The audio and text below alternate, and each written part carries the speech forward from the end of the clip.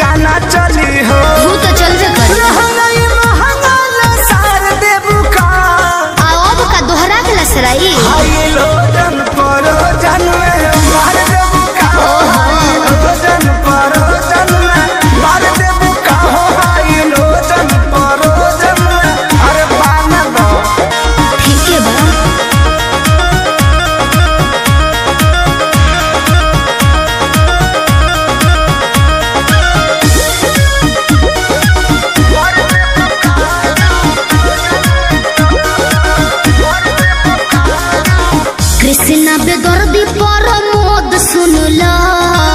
सोटब न भोले का पार धुनला दिमाग में सोच लियो